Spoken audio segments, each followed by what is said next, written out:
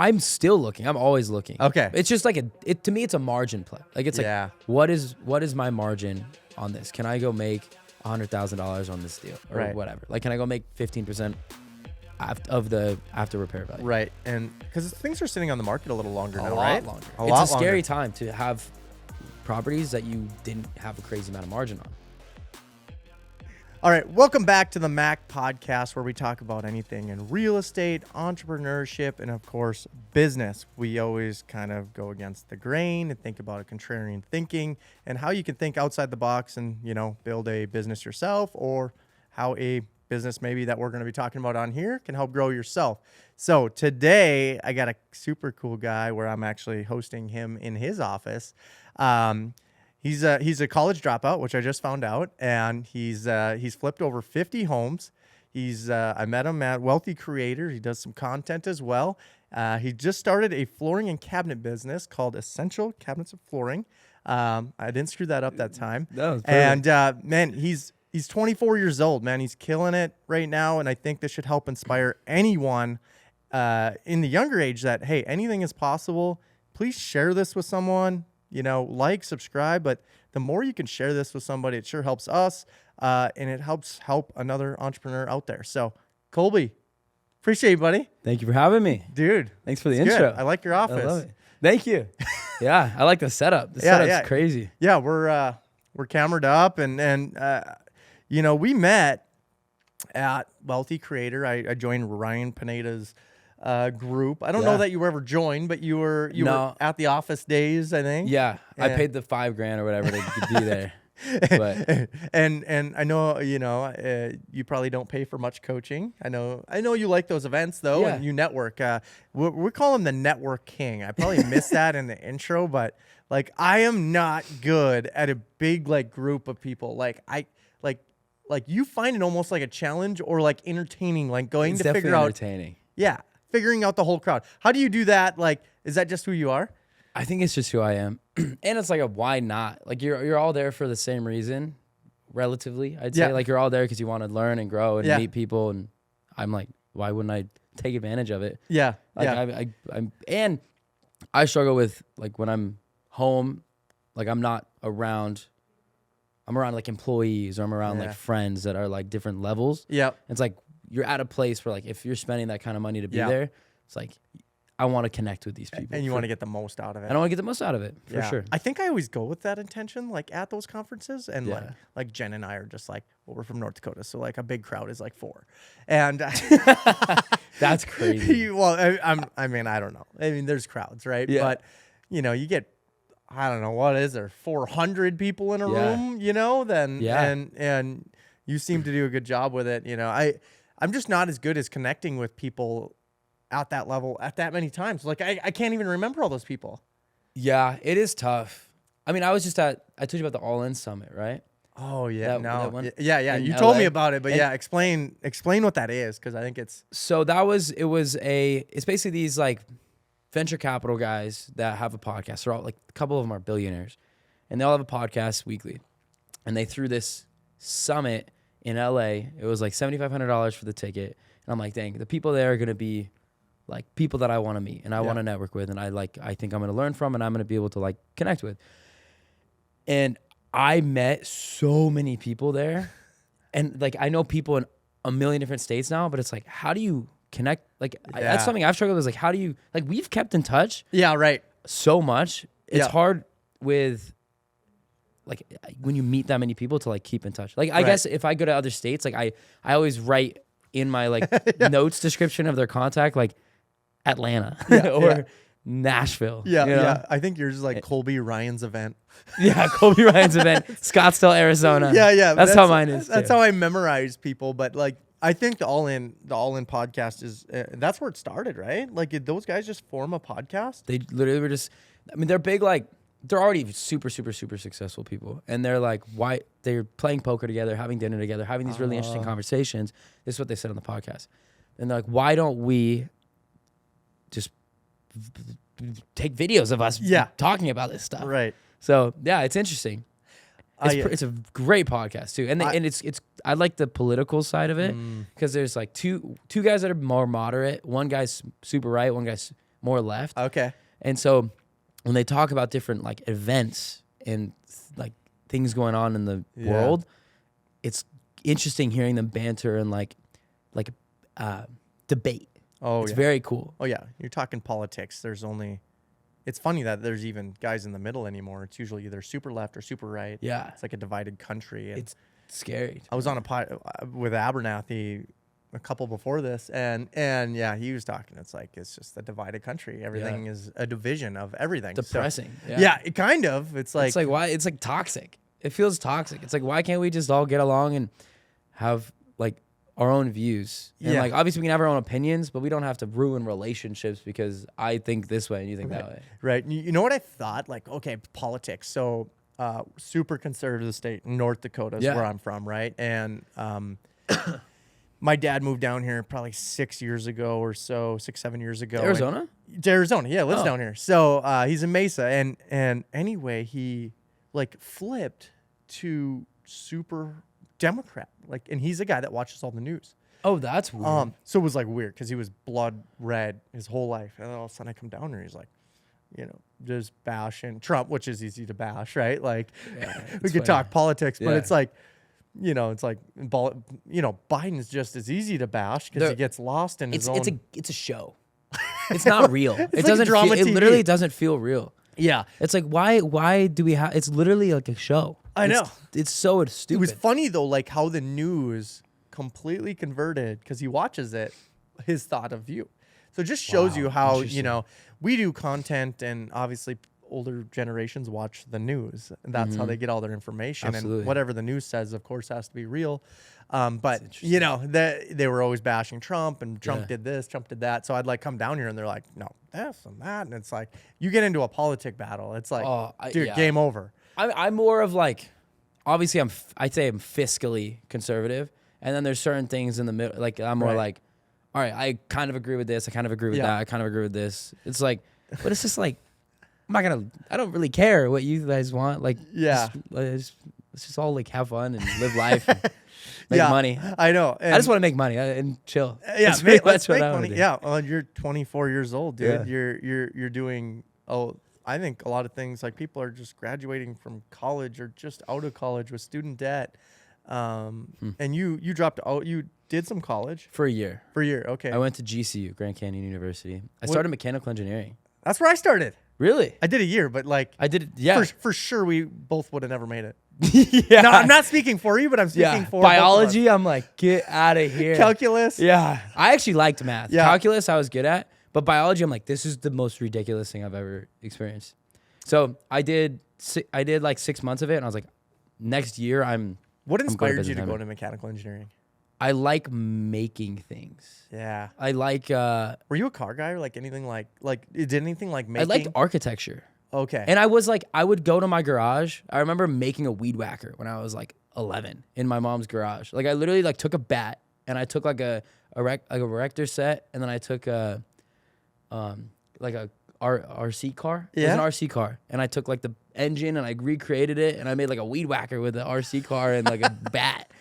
I like that kind of stuff. Dang. Like I enjoyed like making stuff when I was a kid, and so it was either architecture, which I really enjoyed, and I would like read books and look at like cool stuff, which kind of is like a cool pivot. So then you're like, now. I want to build some stuff. Yeah. So when did you find out? You obviously moved on from college a year after. When did you find out you were like an entrepreneur? When did you know that? Was it like before college? I don't know. I think I was super heavy into the like YouTube space, right? Like I was going crazy on like listening to podcasts, listening to like all the motivational stuff. Yep. Because I was dealing with a lot of anxiety. So when I was a senior, I had panic attacks. Okay. For the first time. Yeah. My early senior year, and I like couldn't drive for 6 months because my panic attacks, they started when I was driving. So I like couldn't drive. It was crazy. I was like cold turkey. I was like smoking weed and nicotine and drinking a lot when I was a kid. Okay. Cold turkey stopped everything because of these panic attacks. So was that the cause? So that got me into more of like, all right, mindfulness and like, how do I like be a better like human and how do I be the best version of myself? And then it got me onto like business and stuff like that. And so when I was in college, when I went to college, I started this like company called Soothe. And it was, so the O's were like the serotonin neurotransmitter. And it was Soothe. So it was supposed to be for like mental health awareness. Yeah. I was on the news about it actually. Really? Yeah. But I didn't go anywhere with it after that. I think I sold like $1,000 worth of shirts and then I just. $1,000 in shirt. Hey, you tried. You made some kind of impact. I tried. It was cool. I mean, I enjoyed it. It was cool. So that was entrepreneurial for sure. And as I was in school and I'm doing that, I'm like, school is not challenging. Like it's challenging, but it's like stuff I hate. Like I'm like, I'm never gonna be interested in this, and I'm never gonna pass this class because this is like a stupid concept. Like it's just like why do I need to know this? Gotcha. I'm very like stubborn in certain things. So I'm like, if it doesn't affect me, then like I don't want to know. Like I don't really care most of the time, unless I'm interested in it. Right. So let's go just this anxiety thing, because I went through a path of that. I was just very unhealthy. I was on the 4 monsters and like, you know, smoke with my concrete guys, you know, and it's just like the contractor kick where you just you work hard, you're doing physical work, but I wasn't taking care of like my health. Yeah. Like I was just, my health was the last. But it caught up with me at like 28, 9. We were driving. I literally had to have my friends like pull over and like we had to like stop in an emergency room and because your heart. Well, I didn't know what was going on. Yeah. Wow. Or, you know, panic attack. You don't really know. know. A panic attack? Yeah. Yeah. Yeah. Well, that's what they, you know, deemed me with anyway, because I thought my heart was. Apparently, if as a young male you go in with chest pains, you get to the front of the line at the emergency room. So. Oh, that's interesting. Yeah. So anyway, I went in there. So now, hack. If you ever in pain, just young male. Young male. Yeah. You're and EKG. You know, they hook you up all the crap, and then they're like, "Hey, you're fine. I think you had a panic attack." And it's like, man, and I just wasn't healthy. It's like, So, you know, I made change like in my health. I don't know. Have you overcame your anxiety? Like I had to, like I worked fitness into my regimen, and as an entrepreneur, it's like it's harder to do that. But kids, it's even harder. But like, what changed it for you? Like, how did it all end? Well, I still have like, honestly, it's funny. I still go through these little like phases and cycles. Okay. Because I was dialed for like, from the moment they started, I was like, I tried a week of hanging out with my friends and stuff, and I like cold turkey stopped hanging out with people, going out, doing anything. Oh wow. And I was only consuming content and like relaxing and like.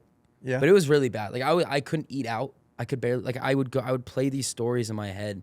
Because how it happened was a buddy of mine had crushed up some like pills in his vape.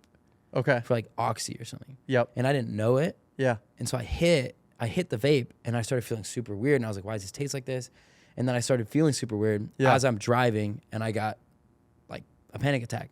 And I was like high on the freaking oxy. Oh yeah, sure. And so after that, I would like be nervous that everything in it had like some sort of substance. Gotcha. And so like I couldn't eat out because I was like, what if this guy had just done cocaine and then sneezed by the by the food while he was making, like that's literally like those crazy scenarios. Yeah. That are just like so unrealistic. I would play in my head. Yeah. Which like it is crazy like how powerful your mind is. Like with these, you will literally feel like. I like looking back at some of the things that my mind would think. It's like, how did I believe that? Like, how did my body believe that? Right. It's crazy. I was going through the same phase. Yeah. It's like remember my wife, she's like, your side of the bed, like the sheets are yellow. Like I would get night sweats or I wouldn't sleep and my brain would not shut down ever. And I just never allowed it to. I was just so dialed in work. Like that's all I knew. Yeah. And like, dude, I literally lay in bed, I remember, in concrete trucks. Like, they come early. I was a concrete guy. Yeah. And I literally remember laying in bed, and I'm like, okay, get to the job site an hour before the truck's there. All right, I'm going to unload the shovels. I'm going to grab the rebar tires. I'm going to grab all, like, the concrete float. I'm going to grab the mags. I'm going to, like everything, and then I'm gonna back the concrete truck up on like this side of the driveway. Yeah. Like I had everything in my head, and literally drove myself nuts until I'd fall asleep for like an hour and just sweat all night. So it's like you're then. It's like where your mind you lose your mind. Yeah, I have to chill out. Like I'll go through phases where I'll like drink a lot, and like while I'm stressed out, and like I'll notice the drinking is for a bad reason. Like it's like a medication. Yeah. So it's like when I go through those phases, then I'm like, all right, I gotta not drink heavy for a while. Like, Okay. if I'm like healthy and I'm good, like I can go drink heavy and Yeah, I feel yeah, fine and I'm like whatever. Yep. But like if I'm in a bad place mentally or like stressed out and I'm drinking heavy consistently, it like totally messes with my body and my mind, and it's like, and then it makes me super tired. So like I've been in one of those phases recently, and I'm still like getting out of it. But it's like you just got to be really cognizant of it because Right. you can get caught up, Right. and it can just get worse. Yeah. I think that's kind of the same how I am. I would say. Yeah. Like you just don't want to make a habit of it, but like if you need Yeah. to go hit it with the friends on Friday, For and then sure. you're good. And then you Yeah. go. I know you started running. Yeah, I've been running. Ran this morning. and so, you know, obviously, working out or running those Yeah. types of things has helped me a lot. Yeah, same. I've been working out. I've been running and working out every day for a while. I missed a couple days recently, but Sure.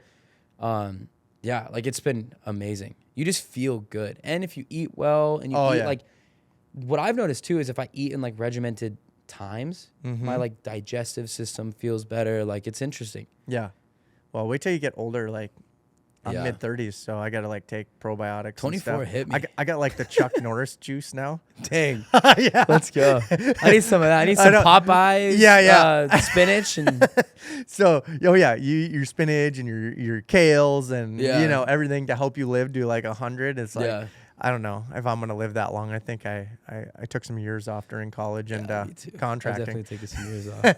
But Dude, it's crazy how stress can play a role on your like. oh yeah, It's like you just feel like death. Like Yeah. it's like there's been moments where I'm just so overwhelmed, and I had been drinking, and it's like I feel like shit from the drinking, and I feel like shit mentally. Right. And it's just like wow, it's crazy how like messed up your body can get. yeah. As an entrepreneur, I think mixing in drinking for the reasons of relaxing is like the double trap. Yeah, it's a trap. And then if you're gonna add another substance, you're gonna have like a trifecta of breakdowns. 1000%. Yeah. And if you're not taking care of your health, you're even gonna have worse. Like I had to change my health habits Yeah. significantly. Yeah. Absolutely. Because you add kids to the mix, like you'll have a wife and kids, and then you'll be trying to do more, and Yeah. it's always more. Like you're always doing more and more and always more. more. Yeah. And it can stress you out even more, and it causes the anxiety to Yeah. go even more. But okay, cool. Well, and I think that can hopefully help some entrepreneurs out there. But like you've done a bunch of flips. Like that's how we initially met. I think you were interested in what Ryan was doing with the flips, and maybe it was some of the content. I don't remember. Yeah, I mean, at that point I was wanting to do more content because I do the stuff. Yeah. I just don't document it. You Yeah. know? And I don't really like I don't care to document it. Like I'd rather be low key, but Okay. I know that it will exponentially grow my business if I can generate leads and like traffic. Because I look at, I have a couple friends, and look at Ryan Pineda. Yeah. Like they have built these like cult followings. Yeah, I know. Any product they put out, Yeah. it's a gold mine. You're right. It's like Yep. anything they do from now on is like people will buy into it. Yeah. It's crazy. You could be like the cabinets and flooring like influencer. I think that's an interesting play. I like that. I'm trying to figure out what the play is. Yeah. I am trying to figure out what the play is. Yeah. And who's going to facilitate that. You got 'cause the I'm certainly not. I'm like, I have way too much going on in my You gotta head. have like Jen, you know, I you need gotta like have I need a a person in the Jen. background that enjoys doing it and wants Yeah. to build your brand and Yeah. it's a whole nother job, right? It's like literally- beyond money, because at the beginning you're not gonna make any money doing it, Yeah. but you're gonna create some awareness. It's an awareness thing. And then it's like, once you hit, it's like exponential. Oh, yeah. For sure. Yeah. But it can take years. It I will say, I think I'm a good, like, if I was on camera and like it was consistent, like I think I'd blow up pretty quick. Just because I'm like, have a lot of energy charismatic. and I have like funny stuff happen to me all the time. I feel like there's always just crazy stuff going on in my Is life. there anything funny that's happened lately? See, I gotta dive into, you know. I don't know. I'm sure there is. I'll think about it as we talk. Yeah, if there's yeah, yeah. anything that comes up. Well, explain to me like these, like you're doing a bunch of flips, man. Yeah. Like I know, like that's how you were making money. Maybe right after call. I don't know. I started as a realtor. So do you know Okay. the story how I got into real estate? no. So I was at GCU like a week before the first year was up, and I was like, this is not for me. I went to the most expensive open house I could find.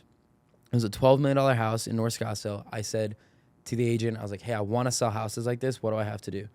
And I'd never even been to this part of town. Like, I'm like, I grew up. How old were you? I was 18.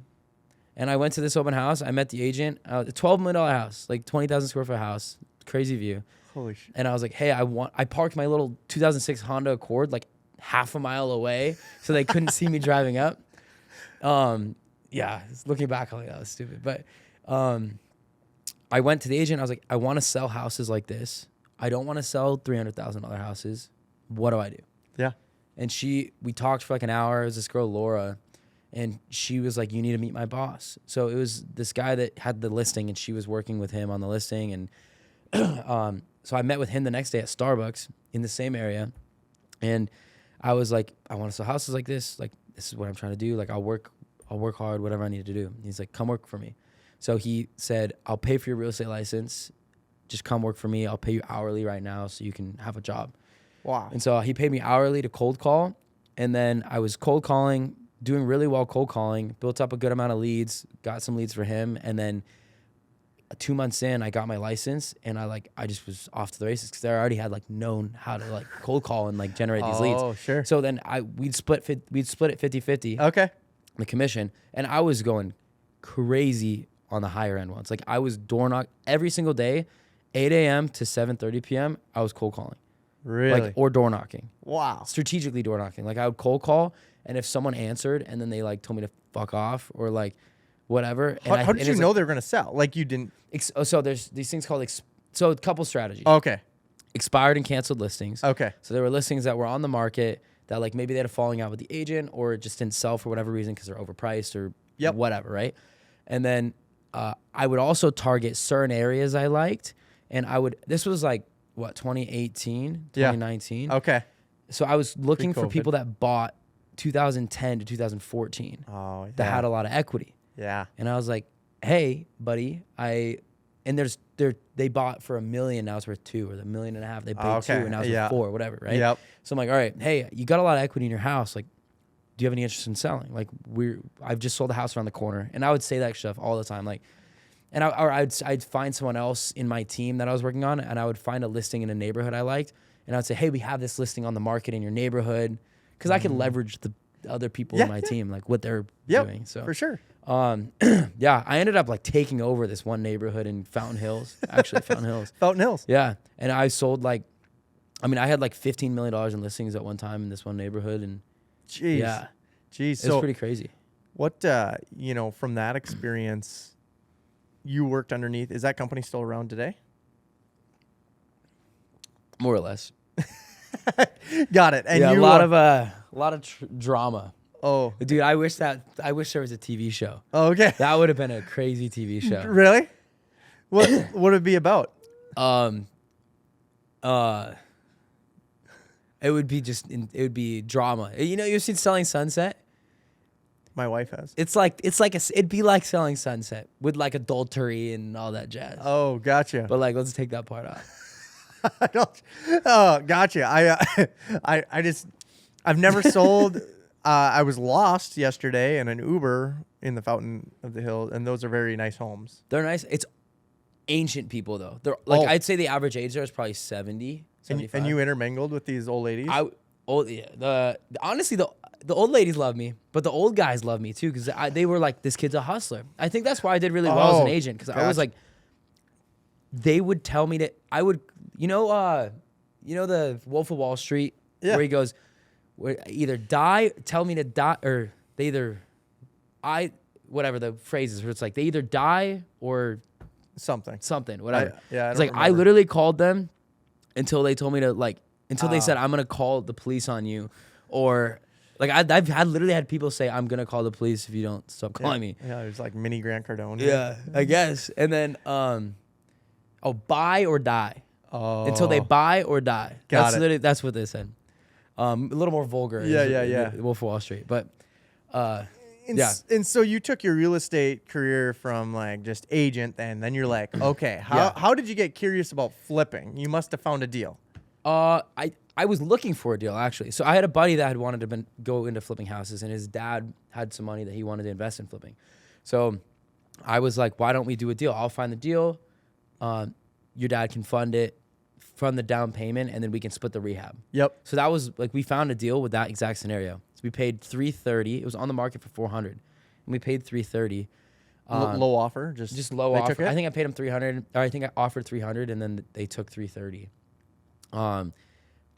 Ended up closing 2 days after we closed. I get a call from this agent, Bobby, and he goes, "Hey, I have a buyer that was about to write for $400,000 as is. We'll buy it from you. Just pay me a point." So we made like $62,000 or something on that deal. Wow. And I was like, dang, to make $62,000, and I took half of that home. Yep. Almost half. I'm like, oh yeah. So to make 20, 30 grand, I have to sell a $2 million house. And I just made it in 14 days. Yeah. Flipping this $300,000 house. Like, I should buy more of these. So after that, I bought a bigger house. That was $800,000 with Andrew, the guy that hired me. Okay. We bought that together. We sold it for 1.4, just under 1.4. Wow. I think we made like 160 or something on that one. Okay. We paid to put like 300 grand in it. Yep. But yeah, and then after that, it was when COVID was going on. And so I chilled out for a little bit, and then I bought like 7 houses at once with a buddy. Yeah. Or 2 buddies. And then we did okay on those ones, and I'm like, I don't need 2 other partners. Like, this is stupid. So then the first guy I did the deal with, him and I would do a couple at a time, and then I would start it off doing more on my own. Okay. Whatever. And then he would just manage it for me. So yeah, it would just, the 2 years that the market was going crazy, I was doing really high volume, and they were higher ticket sales. So like, I'm selling for 1.2 to 1.5, and I'm thinking I'd get 1 to 1.2, and I'm making literally 20, 30% more than I thought I was going to get on my underwriting. Wow. Yeah. And so you're an agent. You're getting, when you buy these homes, you're getting a fee? It depends. Like, if I buy from a wholesaler, like, okay. Like, 𝗍𝗑 doesn't give people, like, he just, like, when they lock up a deal, they're assigning it, and you just pay that price. You just pay it. Sometimes you pay more because you have to pay for both sides of the closing costs. Oh. But because they assign it. Yep. It's just But anyways,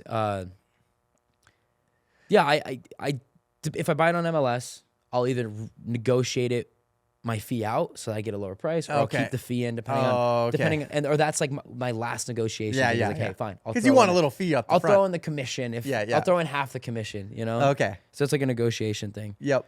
And so is that, if someone was looking to start today and flipping, put together a deal for me, would you look at wholesalers? Would you look at just on the market, expired listings? Where would you start? Wholesalers are lazy now. Wholesalers are all looking on the MLS too. Got it. So like, you list a house for $400,000. Okay. You're going to get calls from 100 different people, no matter if it's renovated or not. People that are just literally cold calling any house on the market. Are there people like freaking out locally? This doesn't happen in North Dakota. It's just annoying more than anything. Yeah, and so they're getting your number somehow. Well, I'm an agent, so they're blowing up agents. Agents will list it.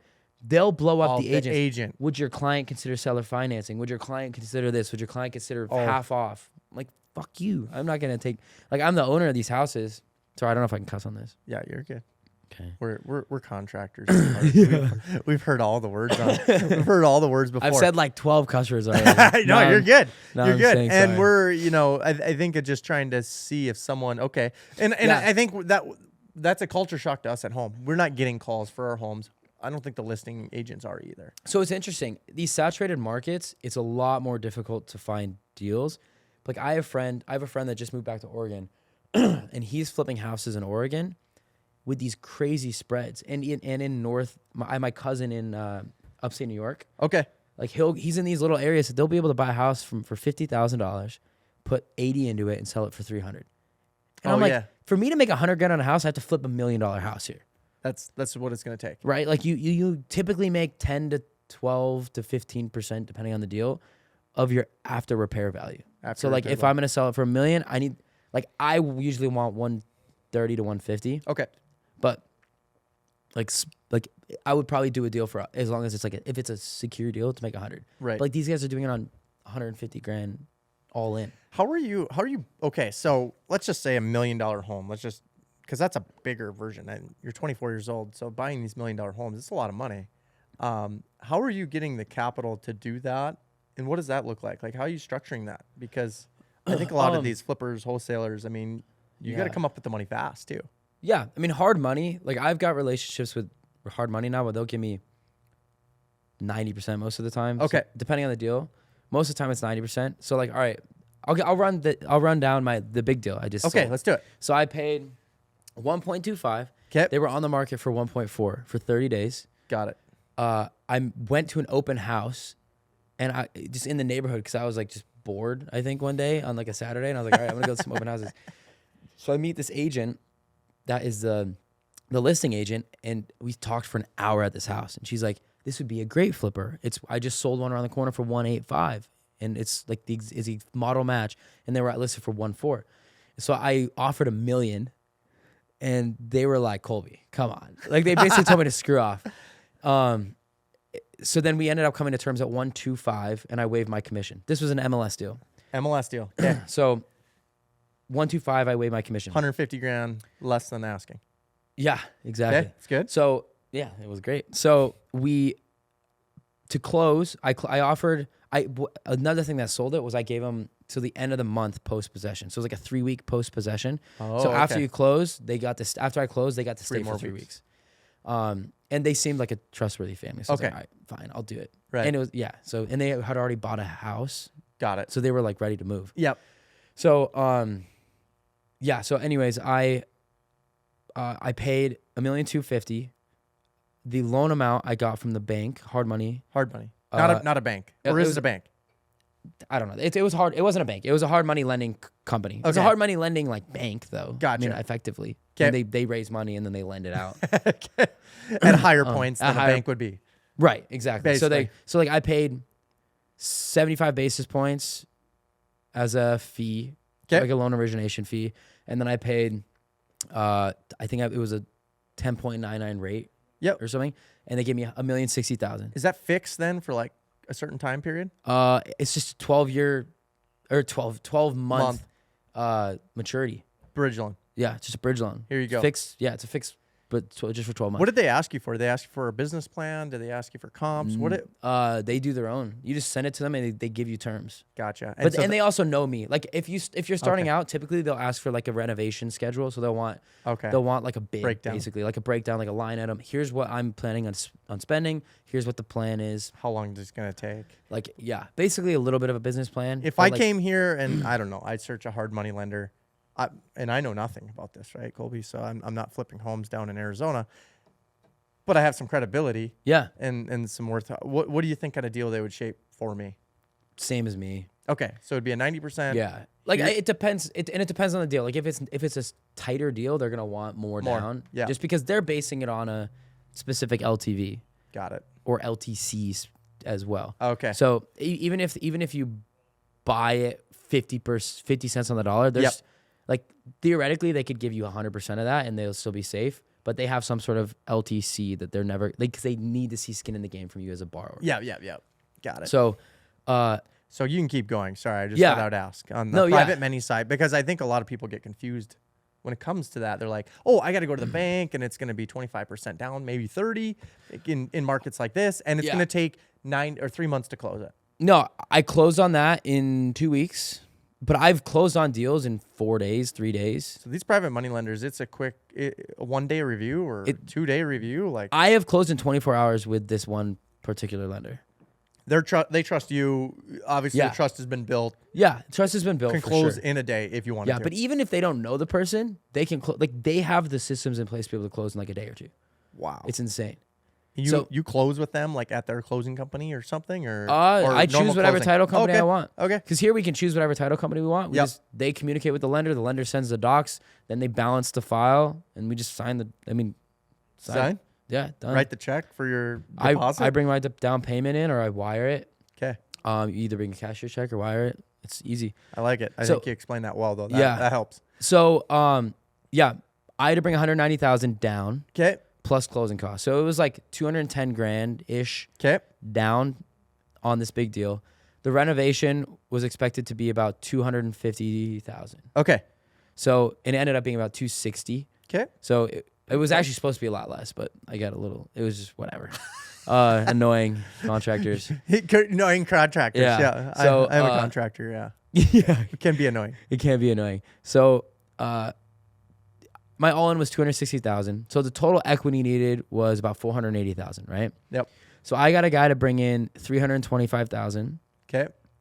I brought in the rest. So I told him, I was like, hey, I will give, and he's a private money, like this guy out of Detroit. Got it. So you got a private money borrower and you got a private money investor. Yeah. I private money and hard money in my head are different. Like Yep. I would say hard money is like more bank format. Bank format. Where like, it's like you literally, it's like, yeah, it's just more bank format. Yep. The private money to me is like, I'm talking to an individual. That person's giving me money to invest in a deal, whether it's the whole thing or a portion of the thing. That's just in my head. That's how I think it's a good way to put it. So private money wise, I got the 325,000 from this guy. And he trusts you. This guy, I've done deals with him before. Like, I'm thinking the new flipper listening to this is like, holy shit, how am I supposed to go find a guy with 300 grand? Yeah, you're probably not flipping $1.5 million house your first flip too. Right. Like if you're buying a house for $300,000, you can put, you're probably gonna need 40, 50 grand down, right? And probably 50, 60 grand to renovate it. Yep. Maybe a little more. So like, and then holding costs. So like, let's say you need 130, 140. Like if you don't have that kind of money, it's probably, especially in this market, it's definitely not a wise decision to flip a house if you don't have like some of that money. Right. And if you do have some of that money, like to go raise 50 grand's not that challenging. Yep. From friends and family. Yeah. Sure. Right. If you have a good deal. Right. If you have Like, a good just deal, have- it's going to like- make money. It's short term. It's short term. It's like, and if you give them a lot of the, like I had to start giving a lot of the upside when I was working with, like to build my relationships, I would start giving 50% to these people. And now I give 10%. So what's 50% or 10% mean? Like, what do you mean by that? Of the profit. So like depending on the deal, sometimes I would pay a preferred rate of return 8, and 10, upside. 12%, whatever. Yeah, 10, 12%. So like for example, the big flip, the one. Let's go back to that. Yeah. 325,000. He got 15% of the upside. Okay. And 12% interest. Got it. So I think at the end of the day, the total profit, I sold it for 1.9. I had to give like 10 grand in credits and closing costs, commissions and everything. Got it. The total profit was 285,000. Okay. Ish.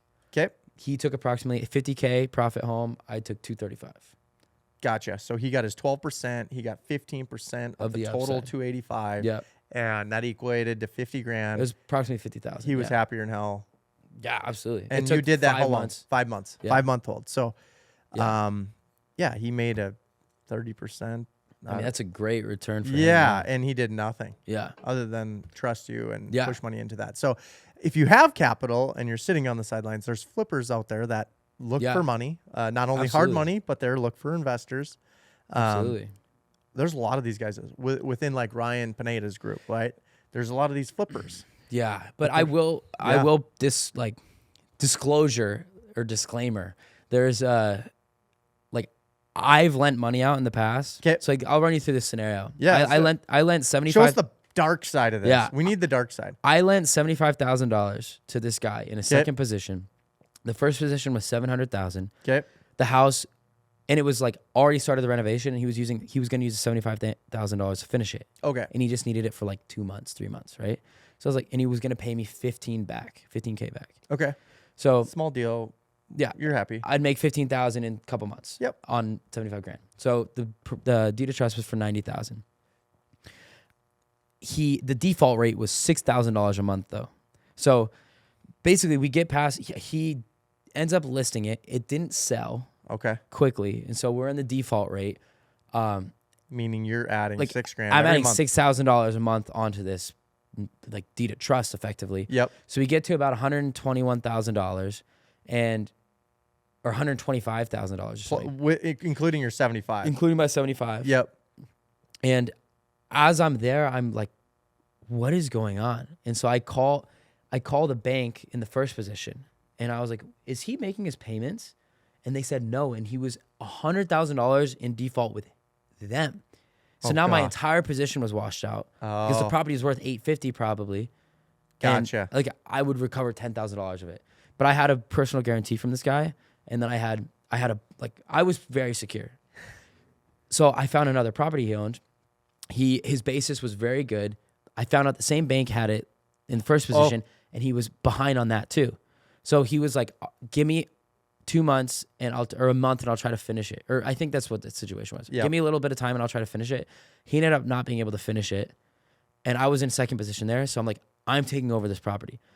So I had a purchase contract be signed to just take over the property before they foreclosed on him. Oh. And because he was behind another $75,000 with that one on that loan. Yeah.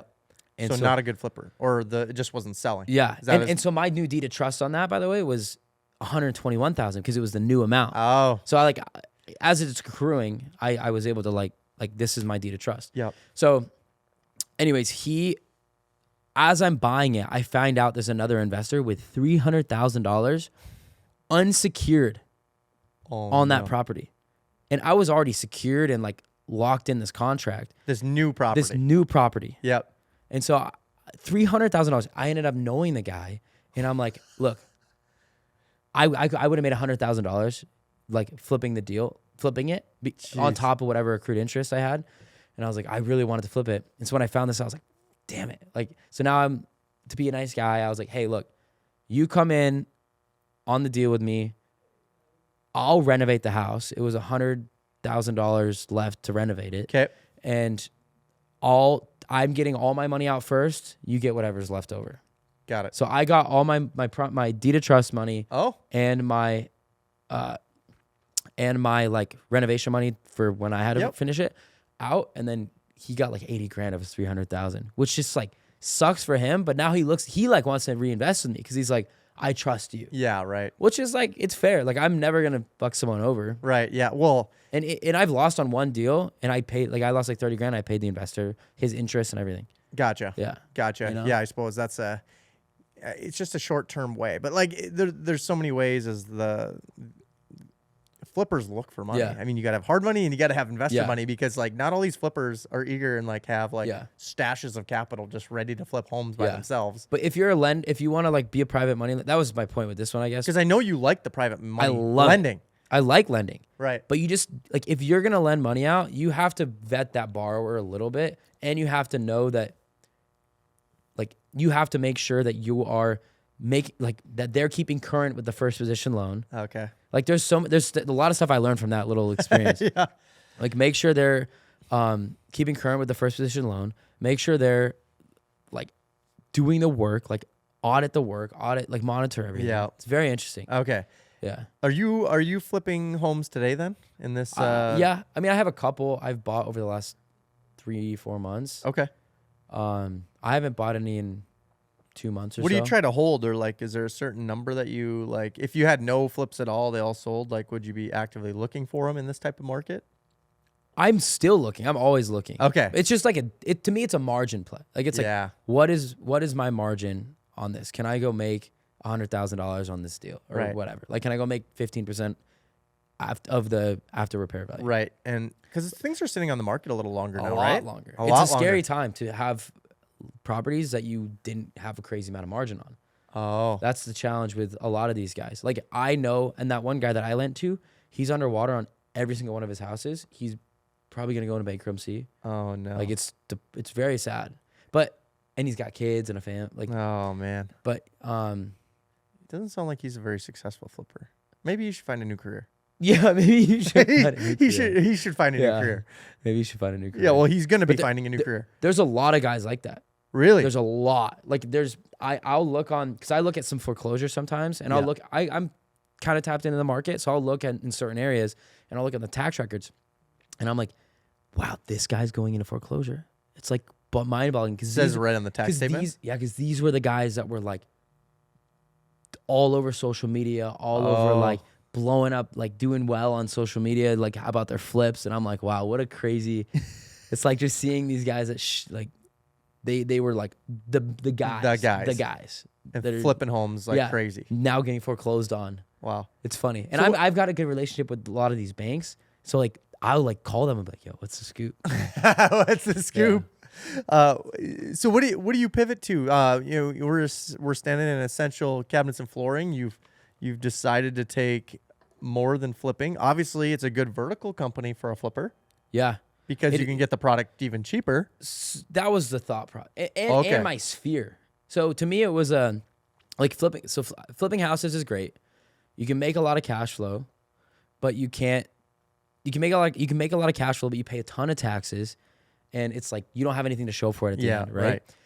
Rental properties are like a tax hedge, but like the cash flow is so nominal. No. Like to make a couple $1,000s a month on a couple houses and tie up a couple $100,000, like what? Yeah. I have rentals, and I'm like, these are stupid. Like I literally don't enjoy rentals.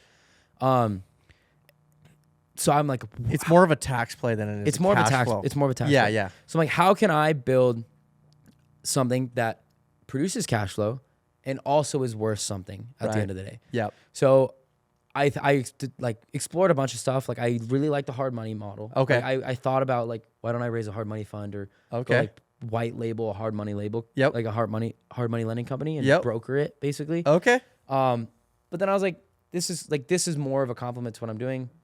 If everything goes to shit, I have all the stock. I can just use it in my own properties. You know? So so I basically I was like, why don't I do cabinets? Was the thought. There was a cabinet company for sale they wanted like $2 million for it. They were netting like $500,000 a year, and it ended up selling. But I was like, it got my mind thinking. I was like, dang, like this guy's netting $500,000 a year, and he's about to sell for $2 million. Right. And it's like, he's not doing that. Like I saw his financials. He wasn't doing that much volume. Like transaction wise, it was just like higher ticket. Gotcha. I'm like, dang, I could totally do something like that. So then I found a supplier for cabinets, and I went to them and I was like, this is my plan. Like I'm gonna leverage my social media networks. I'm gonna leverage all my contacts and friends that are flipping houses or whatever. I want to sell them cabinets. So they convinced me actually to just leverage them and their warehouses and to stock flooring, because I was originally gonna stock the cabinets. Oh. So I decided to stock flooring. So I bought like a shipping container to start with flooring. Yep. And then they like handle all the logistics and everything for the cabinets, right? So, and I now have a cabinet designer in-house, so we like build it out and then we'll order it. But yeah, the plan was just kind of scale it and figure out how to do it. So we're like 4.5 months in. I think we've done like 360,000 in volume, which is pretty good for a new company. What do you make margin? I mean, obviously, any new company, it's hard to make profit right away. Yeah, right. I mean, like my you gotta overheads, have stock, and you got overhead. I have inventory. We have the build out of the office, and none of these walls were here. Oh, gotcha. Except for that. So you did that all was this. the only wall. From here on, it was no floor, just open. Well, if I'm down in Arizona, I might need to rent this space again. So.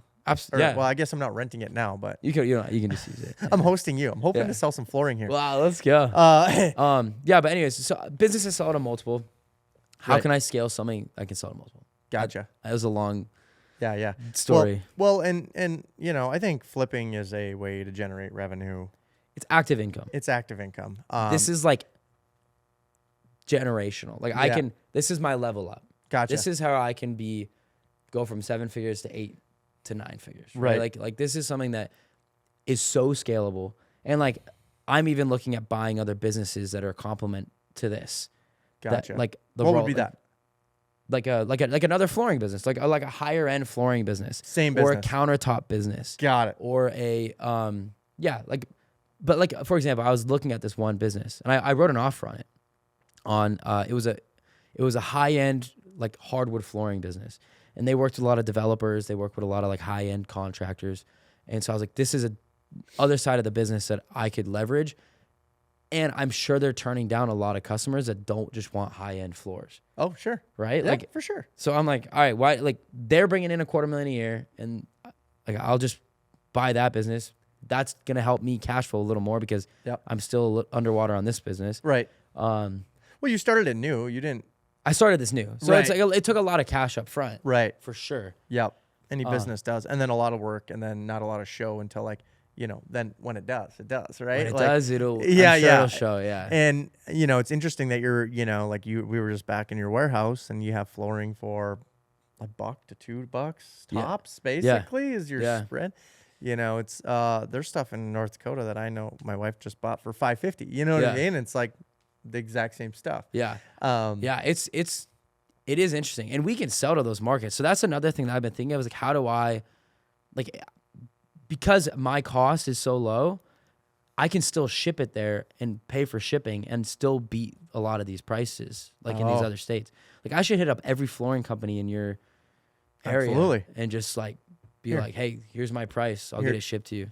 Yeah, you should open an Essential up there. I'm in. Sell cabinet. We got a couple local guys that wouldn't like that, but Yeah. competition's always good. I love competition. I love it. I love it. I like that. I think that's a way to level up. Again, though, I mean, if you build all these roll up companies, that's a whole different play. So this is like I don't really care how I get there. Okay. You know what I mean? Like I don't see, like I have ideas and thoughts, but like I'm the kind of guy where I'm like, this is better. Like, and if I can be convinced that this is a better way to take the business, I will take it there. Like originally we weren't going to do any service. Like we weren't going to install. Okay. We were just going to be wholesale distributors. Yep. And I'm like, I have all the trades and I can figure out some systems to put in place and facilitate install. And I have really good pricing on trades. So I'm like, yeah, I obviously should upsell install and demo and whatever. Yeah. So we were doing countertops now too. And Lowe's wanted to charge us like $25 a foot for the flooring and the demo and the install. And wow. Yeah, it's like insane, right? That's like crazy. 400 square feet. And my for vinyl, if you're demoing like tile, putting vinyl in and install, demo material, everything, we're significantly under $10 a foot. Right. Yeah. And $25 is insane. I mean, it was insane, right? Yeah. My wife's like, oh, geez, I'll do it for that price. Yeah. Yeah. That's saying a lot. And so I think, well, if you're in the Arizona area, make sure that you're contacting Colby here at Essential Flooring. And I think you just obviously have a lower overhead. You can sell product very cheap. Yeah. You're looking to sell to builders. You're looking to sell like directly to the consumer. And we can do like production. We have the installers to do like production builder like installs too. Wow. That's the next phase. Like Gotcha. I think I told you earlier. Like we're doing a lot of house flippers. We're doing some retail stuff, but mostly house flippers and contractors. And we really, really want to start getting into the like production home building, build for rent, where they're building 100 units. You know what I mean? Yep. So you're building like the scalable model, and I think you're just trying to suit the flippers, the home builder. I mean, that's how you're going to get your volume, and I think that's the way you're zoning your customer base, because your cabinets too. I think it was amazing to me. Like we were in that big flip, and you had cabinets. I thought everywhere. I mean, there's cabinets all over the place. Everywhere, yeah. And the price of it is very, what is a standard house? Like, what would your cabinets cost in a standard house? I think our average new construction or something. Our average kitchen material only is probably $4,000, $3,500. Probably $3,500. And then add labor. You're probably that's with your markup. That's with my markup. Okay. $3,500 to $4,000 is probably like I'd say an average kitchen, and then markup's probably under $2,000. So you're like five to $5,500 for a whole kitchen house. Yeah, for like cabinets installed. Yeah. And then countertops. We've been doing countertops a lot too. So you just must sub that at this point, like. Yeah, so we have a fabricator. I have a fabricator that I've been working with for a while, who will I have my quartz suppliers. So like I have really good pricing on quartz.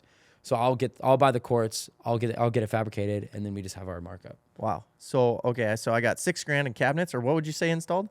5,000 probably. 5,000. Then how much are the quartz countertops? Waterfall edge, really nice. Not really nice. Edge. Let's just call it nice. Let's not even do waterfall edge, because that'll probably cost more. You probably need 2 slabs. Yep. So you're probably like $2,000 for the slabs, and then you got probably another 5 for countertops, 4,500. So you're like $10,000 for a kitchen. $10,000, brand new for like a nice kitchen. Nice kitchen. And that's a good sized kitchen with an island, waterfall. Right. So if you've been living with your kitchen, and I know most of the people are like never take, and you're willing to do all the install. Yeah, we do all the install. Which is like amazing to me, because a lot of like people don't want to do these projects nowadays, right? Like the flippers come in, like they're there for a reason, because they just don't want to do the basic stuff. For sure. Paint, cabinets, flooring, and roll You'd be surprised like how little money you could put into your house to make it just look pimp. Right. I like the word pimp. But I don't think, say they put 20 grand in their house, whether it's paint and cabinets. Yeah. Changely probably get another 50 grand for your house. All day. You know what I mean? Yeah, you can renovate a 2,000 square foot house for like the whole house for $40,000, $50,000. Everything. Lights, like new lighting, everything. And it's like, that's a whole new house that you're going to be able to get a lot more for. You need to like build like the Flippers Paradise, like where they just get all your materials from you. I thought about that. And like you got the Amazon lighting and stuff. Flip and shop. Flip shop. Flip shop. Maybe that's what you need to do. I've thought about it. Well, and then like all the builders come to you and like, hey, I'm gonna get the cat. Like, well, got it all. There's this company. There's a couple companies. They have warehouses here. They do it for apartment buildings. Okay. So guys that are flipping apartments, developing apartments. Okay. Mainly flipping. They're great for turns. So like when people move out of an apartment and it needs renovation, you just basically input what do these people need, or what's the square footage you need, how many of this SKU of this cabinet for this whatever do you need, how many faucets do you need, how many vanities, countertops. They got it all in stock, and then they deliver it like as a kit, saran wrapped as a kit into and everything. And they're like maintenance guys. They don't install. So the whoever it does, they just do material. It's very interesting. Gotcha. Delivered there. It must be some big apartment owner that built this business because he was sick of paying turns or something. It is. Yeah. So well, I thought about that a couple months ago. And I was like, dang, that. Do the flippers go to that guy too? Because it's like the same kind. No, okay. Let's keep it. Okay. I'm kidding, but I think it's a great model, and I think it's interesting. I think Flip kit. Yeah. I like the name too. Essentials, cabinets and flooring, flip kit. Or I don't know. You'd have to call it something else. Essentials, flip kit. Essential building supplies. Essential building supplies. Yeah. That's what I think I'll have my holding company if I end up buying a bunch of businesses. Yeah. Because I'm like, I'll probably end up getting into different stuff. I like how you're 24, then you're just talking about buying a bunch of businesses. Like most people would wait their whole lifetime to buy one business. I think that's something that starting young and being around really high net worth people and like not being afraid to just talk to them. Yeah. And like learn. And like I was the most confident guy in the room everywhere I went. When I'd go to these meetings and I would genuinely think I was the best person to represent them in selling that house. And you didn't know if I learned, and then I would like, and then I actually probably was one of the best because I would put the work in. You know what I mean? But out of the gate, you weren't. Out of the gate, I was like, I'm the guy. The shit. I'm the guy. And so I feel like there's a lot of like synergy with that. Like it's just a fear. Like I don't fear. I've had a lot of shit in my life, so it's like, why do I care? Like, I could lose, and I'm still young, so like and I've hedged. Like I'm invested in other stuff where I'm like safe. Yeah, right. Like I just want to grow and scale and do fun stuff and learn. No, you're inspiration for anyone out there young, or even if you're my age. I think it's like they've waited their whole life to hopefully build up enough 200 grand in their savings account to like, hey, I'm going to take the leap on the business and quit my job. And it's like, now they're like, oh man, everything's unaffordable. And it's like, they're going to hold out again. So, but there's also like, it's interesting. Like I struggled with this with my mom. Okay. Cause my mom wanted to buy, like, she was all gung ho on buying like a franchise or something that like she could do on her own. Like she wanted to open a gym and like she was crazy. Like she's like me though. Like where she was looking at, she's worked. Like they don't have retirement. My mom and my stepdad don't really have a retirement at all. Like they don't, like the only equity they have is in their house, and that's pretty much it. Like Dude, that's like most people. Yeah, it's depressing. And so she like did a refinance, like a HELOC or it was a refinance when the rates were super low. Yeah. And they pulled out 200 grand or something. Yeah. And she's like, I'm buying a Jabs boxing franchise. And I'm like, no, absolutely not. And so Mom, no. She was like gung ho on this. I'm like, I will fly. I think we went to Philadelphia. I said, I will fly to Philadelphia with you. I will meet with them. And if I think it's a good idea, we do it. If I don't think it's a good idea, and I'm going in on it with you so that you know that you're risking my money too. Okay. And then if it's not a good idea, it's not a good idea. And we met them. They were You fly out. We fly out. It was cool. Like they're cool. It's like they're salespeople, of course. And like the whole pitch was just like, we have the blueprint. I'm like, what do you mean you have the blueprint? The blueprint's in my head. I know how to freaking do this. So anyways, on the way back, she's like crying because I'm like, Mom, like this is not a good idea. Like this is like I can't support this. Like I don't think you should do this. She's like crying in the plane. It was sad, but It was sad. yeah, Talked Mom off the ledge. But like I think there's a lot of people that are like they want to do something bigger, but they just don't know how, and they don't have the resources, and they probably shouldn't without the right. It's sad. Like it's like unless they have. Like if my mom did that, like I don't know how it would have gone. You know what I mean? Like so she'd have thrown $200,000 into this thing. Yeah, like that's what scares me about people is like, wow, you can make more money not risking everything, right?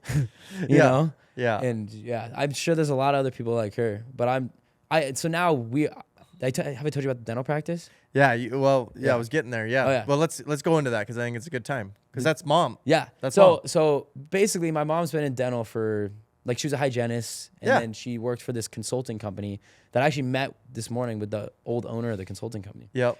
Super cool dude. He owns like 86 dental practices now. He has like 100 employees. Oh Jesus. Yeah. All 15 states. Super interesting.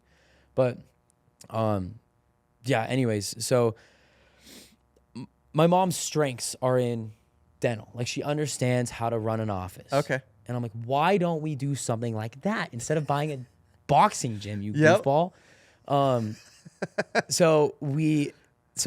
She's like, okay, fine. But she's like sending me practices all the time. I'm like, not a good deal, not a good deal. And I found one on LoopNet. And I was like, I just called them and I was like, I texted them or something. I was like, $100,000. And they're asking $200,000 or $105,000, I think is what he offered. And he told me, yeah. And so I was like, Mom, we have a practice. So we ended up buying the practice. I'm funding it, and then she's running it. Yep.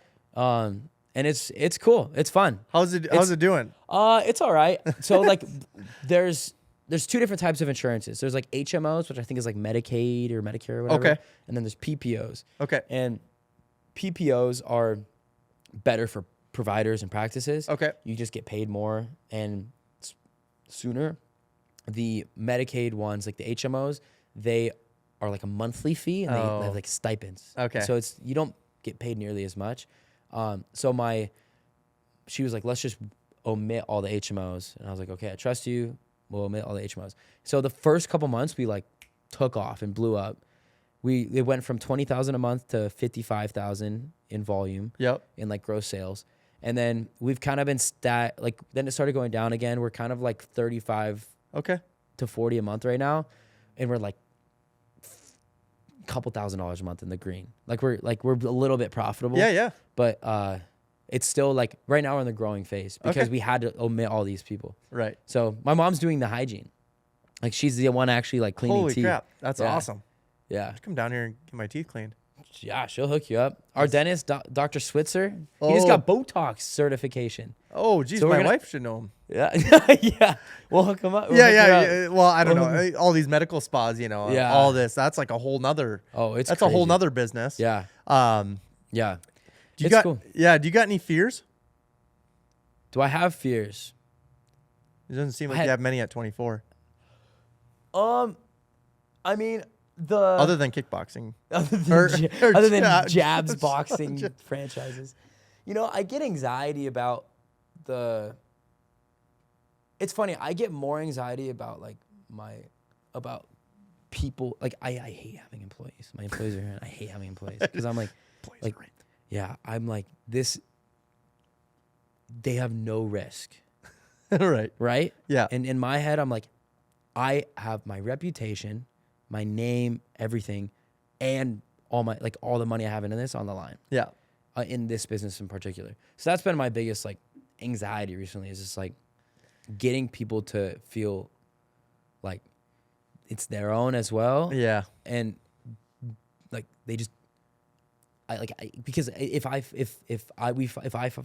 they fuck up someone's order, they're mad at me. Oh yeah. You know what I mean? Especially if it's someone that I know. Yep. So it's just Yeah, it's a little. Yeah, you're going through the accountability phase. Yeah. I mean, it's hard. Yeah, but I've been good about delegating. So Okay. like I've got one guy, this guy Tyler, who kind of like operates this business, and from the beginning, I would just put everything on him. And I'm like, call me if you need anything. This is what you need to do. This is what you need to do. Why aren't you doing this? Why aren't you doing why aren't you doing that? Why aren't you doing this? Why like do this? Probably was a little too aggressive, but now he's like knows how I operate. Yep. He knows how I want the business to be ran. Yep. And I can trust that he will convey that to them Oh, got it. in a more appropriate way. Oh. Like if I'm involved, I'm like, you're an idiot. Like it's like if it's not like that's just goes through my head. I'm like, Yeah, right. use your head. Right. Like, yeah, this yeah, is yeah, stupid. yeah. Like Common sense. Common sense. Yeah. But like Tyler, he's a little more. But like these guys are actually on. They're great. The team now. But we've gone through some employees in the past where I'm like, this is ridiculous. I'm like, yeah, these guys are the current team's good. Yeah, yeah, yeah. And Well, I'm excited about this. you're gonna have a lot of it. You got delegation, then you got accountability, Yeah, right? Like, and for sure. Accountability is like scorecards, Yes. KPIs, doing things like that. So that KPIs. your job, his job should be to deliver KPIs to you. You should be able to. He should be able to dig his own grave right in front of you. Yeah. 100%. And if they start to understand that the metrics suck, and then they're gonna understand like Colby's Yeah. pissed. It's like, well, I'm pissed because the KPIs Yeah. suck. Yeah. How can I help you better in this category where we're Right. weak? Yeah. You coach, you know what Yeah. I mean? And so that's is challenging That's what having- you learn. I've even learned that more in business the last few years. My biggest challenge has been like, I'm the guy that's gonna go kill the deer and make it happen. You know what I mean? Oh yeah. I need someone to pick up the pieces. Like I Gotcha. need someone to skin the deer. Yeah. And do all the whatever operations. Yeah. And that was Tyler's original role, and he was not that guy. Okay. That was what the challenge. Like he thought he was. Yeah. And he's like, but he's just like that's like he's more like me. Okay. Like I'm probably more of an operator guy, like operations minded than Oh, he is. And okay. he was like, I'm methodical and attention to detail. And he's not. He has no detail ever, except for he's like getting better because I put so much pressure on him about Okay. it. But That's cool. I wish I had that like other side where it was like someone that's just like on top of everything at all times. Like I don't have to ask, Right. And you know exactly what I want Yeah. to happen, and you're gonna make it happen. yeah. The Well, integrator. they're gonna fail, and Yeah. they're not all Yeah. gonna be like you. Yeah. You know, micromanaging, and then he'll yell at you about that, and then Yeah.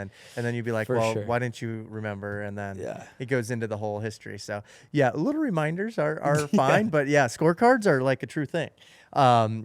We got one last question. We'll wrap this up because we got a dinner, or you got a dinner, I got. and we got a. Oh wow, yeah. What doesn't follow the herd mean to you? Unfollow the herd. I think it means don't be a sheep. Like have your own opinions, and I bringing it back to like politics. That's where people get caught up in politics. Is Okay. like in anything, I guess, is like they're just listening to what everybody else says and basing their opinion on that. Like I'm the kind of guy where like I'm a thinker. Like I want to understand, and I'm gonna go dive into that, and I'm gonna like take everyone's opinion, and I'm gonna figure out my own opinion based on everybody's side, right? Gotcha. Yeah, I don't know. That's how. like That's that. what I think of. I like that, dude. Thanks for having me in your studio. Thanks for We're having gonna me do on this the again. We're pod. gonna follow up. Yeah, let's We're go. appreciate. They can follow you Instagram. Where you at? Colby McMahon _ MCMAHON. There you go. Yeah, Yeah, and then Instagram. That's where you're Instagram. at the most. Yeah, I'm the most on Instagram. Yeah. And then Essential Cabinets and Flooring, or Essential Cabs and Flooring is the Instagram handle. Follow and buy. Honestly, Buy. most affordable right now. Buy it. Yeah. He's having like, say you've seen on this pod, and you get some kind of coupon or something for Christmas.